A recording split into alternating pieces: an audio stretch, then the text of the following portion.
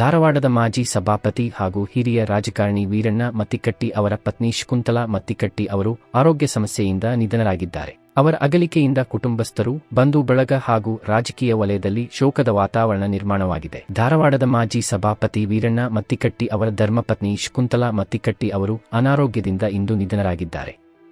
1954 November 1ರಂದು ಜನಿಸಿದ ಶಕುಂತಲಾ ಅವರು 1974ರಲ್ಲಿ ವೀರಣ್ಣ ಮತ್ತಿಕಟ್ಟಿ ಅವರೊಂದಿಗೆ ವೈವಾಹಿಕ ಜೀವನಕ್ಕೆ ಕಾಲಿಟ್ಟಿದ್ದರು. ಸುಮಾರು 52 ವರ್ಷಗಳ ಕಾಲ ಕುಟುಂಬದ ಜವಾಬ್ದಾರಿಯನ್ನು ಸಮರ್ಥವಾಗಿ ನಿರ್ವಹಿಸಿ ಪತಿ ಹಾಗೂ ಮಕ್ಕಳಿಗೆ ಆಸರೆಯಾಗಿದ್ದ ಶಕುಂತಲಾ ಅವರು ತಮ್ಮ ಸರಳತೆ ಮತ್ತು ಕುಟುಂಬ ಪ್ರೀತಿಯಿಂದ ಎಲ್ಲರ ಮೆಚ್ಚುಗೆಗೆ ಪಾತ್ರರಾಗಿದ್ದರು. ಅವರು ತಮ್ಮ ಹಿಂದೆ ಪತಿ ವೀರಣ್ಣ ಮತ್ತಿಕಟ್ಟಿ 3 ಪುತ್ರರು ಹಾಗೂ ಓರ್ವ ಪುತ್ರಿಯನ್ನು ಅಗಲಿದ್ದಾರೆ.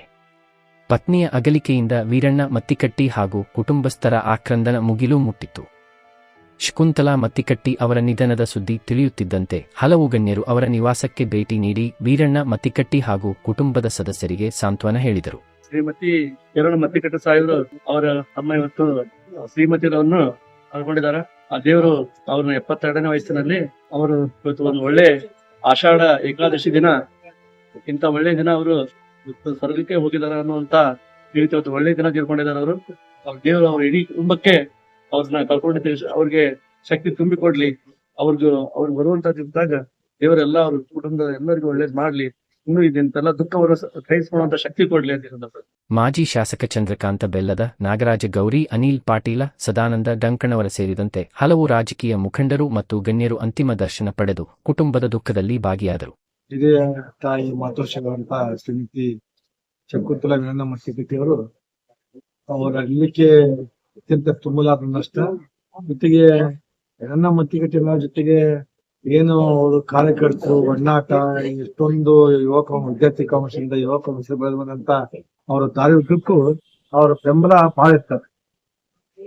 ಅವರ ಬೆಂಬಲ ಇರ್ಬೋದು ಅಥವಾ ಅವ್ರ ಸದಾಕಾಲ ಪ್ರತಿಯೊಂದು ವಿಷಯದಲ್ಲೂ ಬೆನ್ನೆಲುಬಾಗಿ ನಿಂತು ಅವ್ರ ಹಂತವಾಗಿ ಏನು ರಾಜಕೀಯ ಸಾರ್ವಜನಿಕ ಬದುಕದಲ್ಲಿ ಬೆಳೆದ್ರು ಅವೆಲ್ಲ ಹಂತದಲ್ಲಿ ಅವ್ರ ಕೊಡುಗೆ ಬಹಳ ಅಪಾರವಾಗಿದೆ.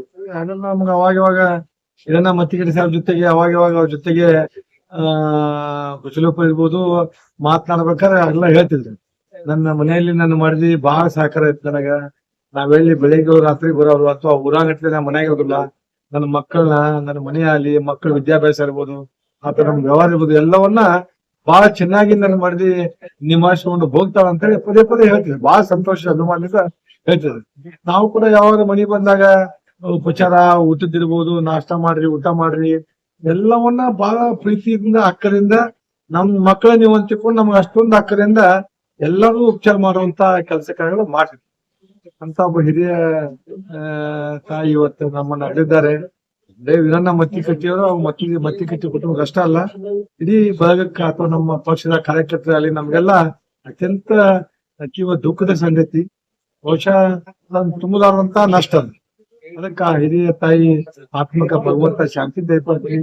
ಜೊತೆಗೆ ಇಡೀ ಕುಟುಂಬಕ್ಕ ಅವ್ರ ಅಗಲಿಕೆಯನ್ನ ತಡೆಕೊಳ್ಳುವಂತ ಶಕ್ತಿ, ಸಹಿಸುವಂತ ಶಕ್ತಿ ಭಗವಂತ ದಯಪಾಷ್ಟ ಅಂತೇಳಿ ಭಗವಂತನ ಪ್ರಾರ್ಥನೆ ಮಾಡಿ. ಶಕುಂತಲಾ ಮತ್ತಿಕಟ್ಟಿ ಅವರ ಅಗಲಿಕೆಗೆ ರಾಜಕೀಯ, ಸಾಮಾಜಿಕ ಹಾಗೂ ಸಾರ್ವಜನಿಕ ವಲಯದ ಗಣ್ಯರು ತೀವ್ರ ಸಂತಾಪ ಸೂಚಿಸಿದ್ದು ಅವರ ಆತ್ಮಕ್ಕೆ ಶಾಂತಿ ಸಿಗಲಿ ಎಂದು ಪ್ರಾರ್ಥಿಸಿದ್ದಾರೆ.